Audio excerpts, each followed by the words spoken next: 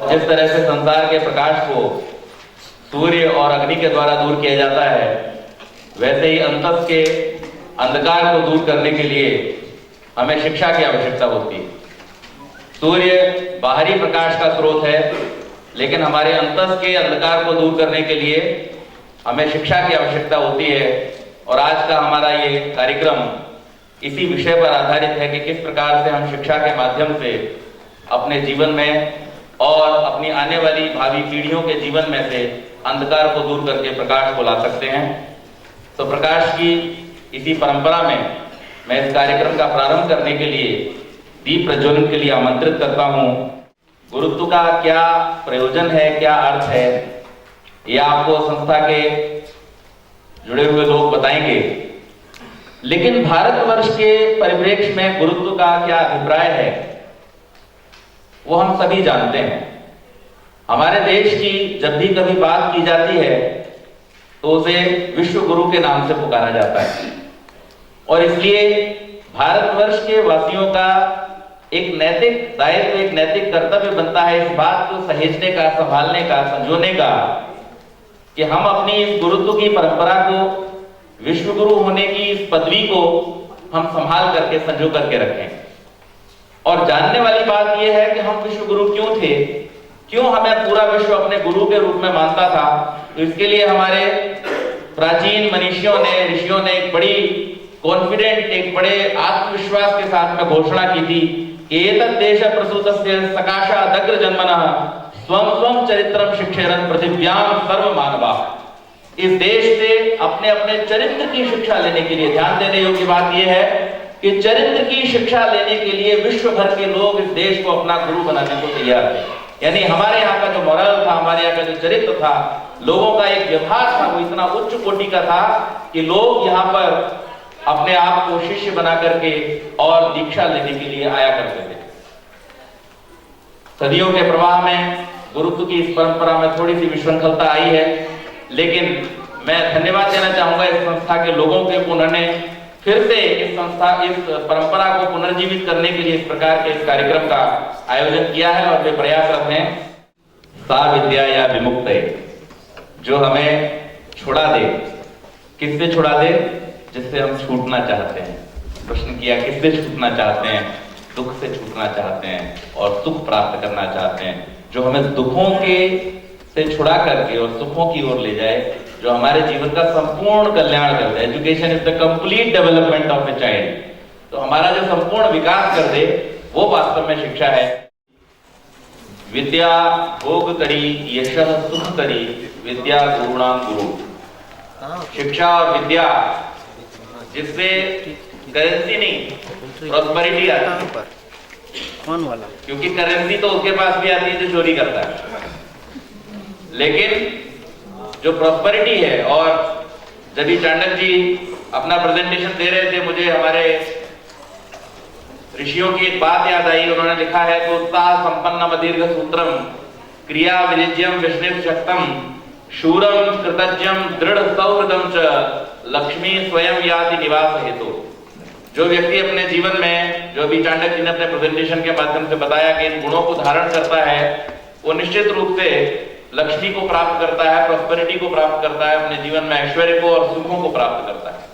तो शिक्षा का जो मूल उद्देश्य है वो व्यक्ति का संपूर्ण विकास करके उसको सुखों की ओर ले जाना है, व्यक्ति को उसके उत्कर्ष तक लेकर के जाना है। और उत्कर्ष कहां पर होता है कि जहां पर हमारा इहलोक और परलोक, हमारी अगर भारतीय भाषा में इस बात को कहें तो हमारे जो अभ्युदय और निश्रेयस की सिद्धि करा दे, उसको हम शिक्षा और विद्या कहते हैं। वही उसका उद्देश्य होना चाहिए। डॉक्टर भटकर ने जैसा कि कहा, और मुझे एक बात याद आ रही थी जब वो बोल रहे थे कि कफस में थे तो कहते थे कि अपना आशियां होता।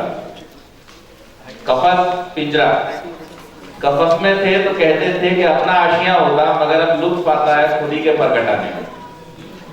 हमने ये देखा और हमने ये पढ़ा, हमारी उम्र तो उतनी नहीं कि हमने वो समय देखा हो, लेकिन आप लोगों में से बहुत सारे लोगों ने देखा होगा और हमने सुना है कि जिस समय ये देश पराधीनता में था, उस समय में लोगों में ज्यादा तड़प थी अपनी संस्कृति को बचाने की, उसको संजोने की, उसके अनुसार अपने जीवन को जीने की।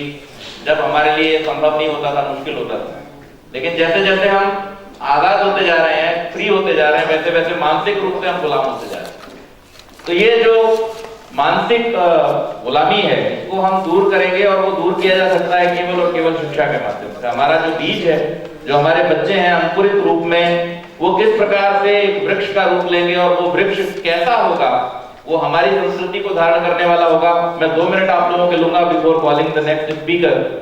आज से कुछ वर्ष पहले मैंने कुछ पंक्तियां लिखी थी और वो बहुत रिलेवेंट है, इसलिए मैं सुना देना चाहूंगा आपको कि धर्म, दर्शन, संस्कृति, क्योंकि हम यहाँ 3 चीजों की बात करने के लिए बैठे हैं and there is a lot of confusion about these 3 things.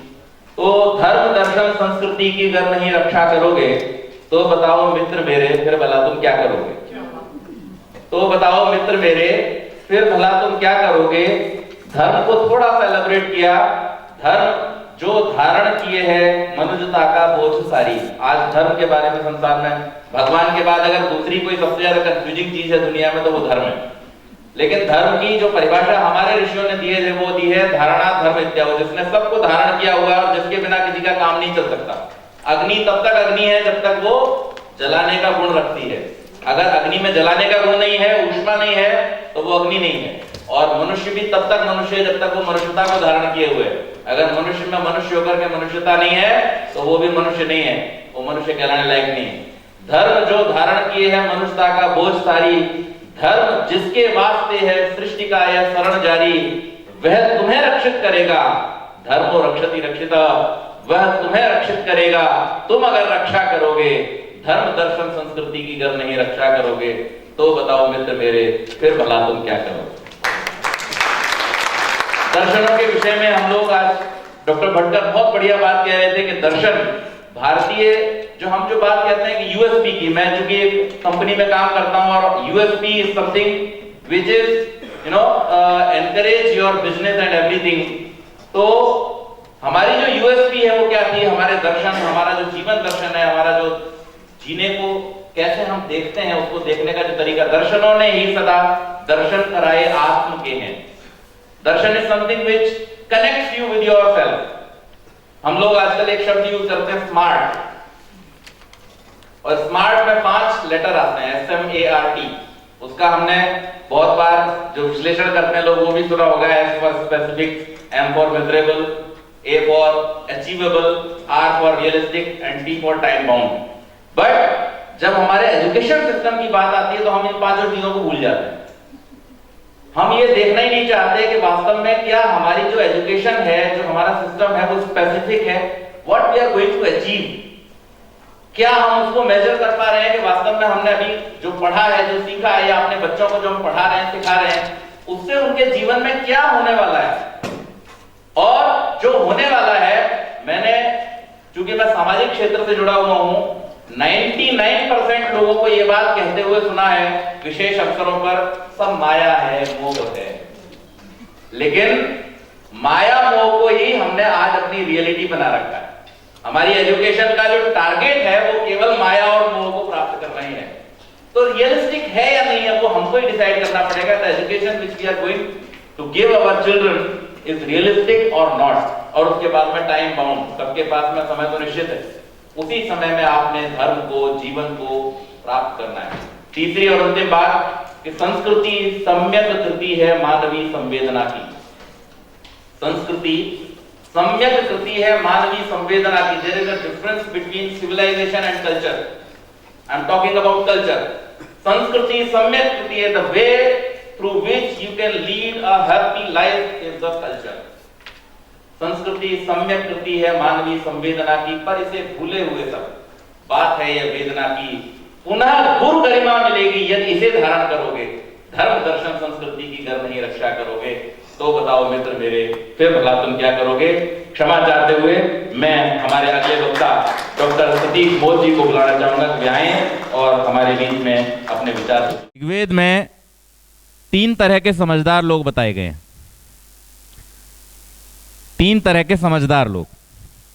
पहले वो लोग हैं जो अपने जीवन के लिए आवश्यक पदार्थों की जानकारी प्राप्त कर लेते हैं, जैसे हम आजकल लोग देखते हैं सो कॉल्ड समझदार लोग, कि जिन्हें इतना मालूम है कि मकान में रहेंगे तो वर्षा से बच जाएंगे, गर्मी से बच जाएंगे, एयर कंडीशन लगा लेंगे, गर्मी से सर्दी से बच जाएंगे, कार में चलेंगे, जल्दी पहुंच जाएंगे, ऐसे साधनों के विषय में जो जानते हैं उन्हें पहली श्रेणी का समझदार कहा गया है। उनसे ऊपर की श्रेणी के वो लोग हैं जो लोग उन साधनों को बनाने की, उन तत्वों को खोजने की प्रक्रिया में लगे रहते हैं, जिन्हें हम आपकी भाषा में वैज्ञानिक कहते हैं। कि ये कार है जिससे हमें तेजी से यात्रा करनी है, लेकिन वो कार बनेगी कैसे? अब आम आदमी को तो पता नहीं है, वो तो एक ऑटोमोबाइल इंजीनियर ही जानता है कि कार कैसे बनेगी। तो वो जो साइंटिस्ट हैं, वो जो वैज्ञानिक हैं, वो उनसे ऊपर की श्रेणी के लोग हैं।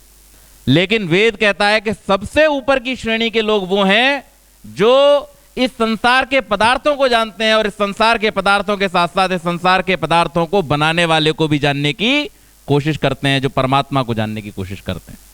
तो इसलिए वैदिक संस्कृति ने हमेशा, जिन अभी बात कर रहे थे डॉक्टर साहब कि त्रिविध दुखों की बात कर रहे थे, आदि भौतिक, आदि दैविक और आध्यात्मिक, इन तीनों प्रकार के दुखों से निवृत्ति जिसके माध्यम से हो, वास्तव में तो शिक्षा वही है। आज से करीब 60-70 साल पहले कि तुम्हारी तहजीब अपने खंजर से आप ही खुदकुशी करेगी। तुम्हारी तहजीब अपने खंजर से आप ही खुदकुशी करेगी, जो शाखे नाजुक पे आशियाना बनेगा नापायदार होगा। हम आज जिन सिद्धांतों को, और मैं कहना चाहूँगा कि सो कॉल्ड सिद्धांत की तो उसमें कोई बात है ही नहीं, क्योंकि सिद्धांत की तो परिभाषा ये है, यस तर्केणानुसंधत्ते स धर्म वेद नयतरः। जो तर्क की कसौटी पर खरा उतरता है वो सिद्धांत होता है। और जहाँ पर ये कह दिया जाए कि तर्क का तो दखल ही मत करो, अकल तो लगाओ ही मत, बस जो कहा जा रहा है उसको एज इट इज़ मान लो, वहाँ पर वैज्ञानिकता और सिद्धांत की बात करना ही अपने आप में एक भोलापन है। तो इसलिए हमारा जो समाज जिस तरह की गति की अभी चर्चा कर रहे थे सिंह साहब और डॉक्टर सत्यपाल जी, ये सब इसी कारण से है क्योंकि हमने अपने सिद्धांतों को, अपनी संस्कृति को, जो हमारे मूल तत्व हैं, उन्होंने चर्चा की थी कि इस संसार में 5 बड़ी समस्याएं हैं, और इन 5 बड़ी समस्याओं का समाधान हमारे जिस योग की अभी बात चल रही है उसका पहला स्टेप है। आप सब जानते होंगे कि पतंजलि ने अष्टांग योग की बात कही है, और अष्टांग योग में पहला नियम क्या है? यम, उसके बाद नियम, फिर आसन, प्राणायाम, प्रत्याहार, धारणा, ध्यान और समाधि। और यम क्या है? अहिंसा, सत्य, अस्तेय, ब्रह्मचर्य, अपरिग्रह, तियमाह।